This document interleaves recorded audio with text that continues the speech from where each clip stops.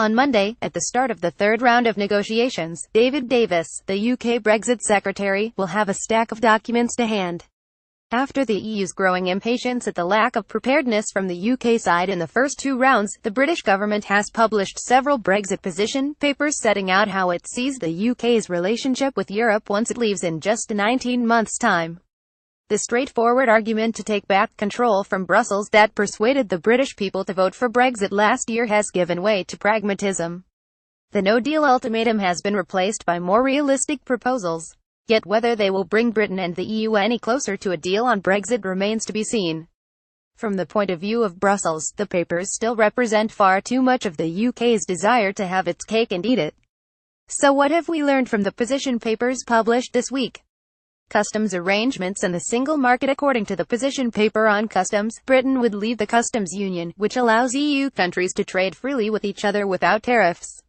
Yet the UK says it wants a special deal with Brussels involving a transition period of 2 to 3 years, during which it would keep the benefits of membership of the customs union whilst ministers seek trade deals with other countries.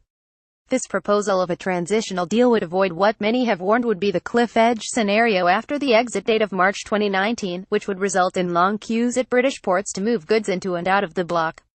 Every year, 2.6 trucks pass through the Channel port of Dover without the need for customs checks, posing a huge infrastructure challenge post-Brexit. This desire for special treatment, in which Britain would step outside formal EU membership yet remain closely aligned to the EU's trading and customs systems, is viewed skeptically by the remaining 27 nations. Legal experts and Brussels officials warned that taking part in trading arrangements with the EU should also mean abiding by the bloc's rules. Last weekend, Sir Paul Jenkins, who was the British government's top legal official for nearly a decade, said May was foolish to think the UK could carry on reaping the economic benefits of access to the single market without adhering to EU law.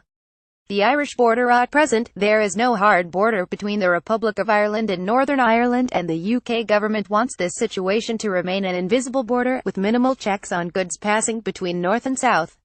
Smaller traders would be exempt from any checks, while larger firms would be required to sign up to trusted trader arrangements using electronic checks.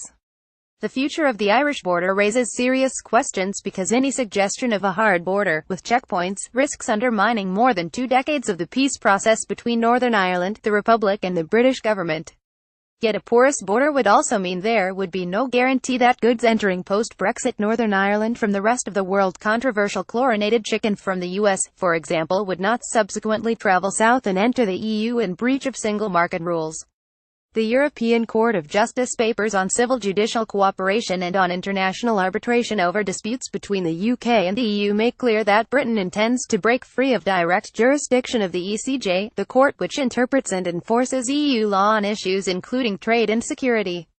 But the word direct is key here. British officials have acknowledged that with a close continuing relationship between the UK and EU, there would need to be mutual respect for each other's legal systems.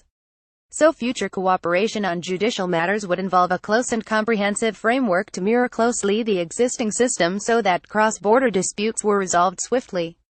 On arbitration of disputes between the UK and the EU, the British government accepts that the ECJ could still have jurisdiction during the transition period. What we have learned: this approach of May's government to have its cake and eat it, to break free yet somehow remain as close as possible, risks angering the Brexit purists, including many in the Conservative Party, who campaigned for Britain to cut all ties with Europe and set its own course on trade and law. Wrestling free of the ECJ, in particular, is a totemic demand of the anti-European Tory right wing, and any suggestion of a continuing relationship with it could cause a revolt. Taken together, these papers show how May's government has finally realized it cannot take a sudden and dramatic leap in the dark, which would be hugely economically damaging and technically difficult. But this process of clarification has also served to highlight how complicated Brexit is turning out to be.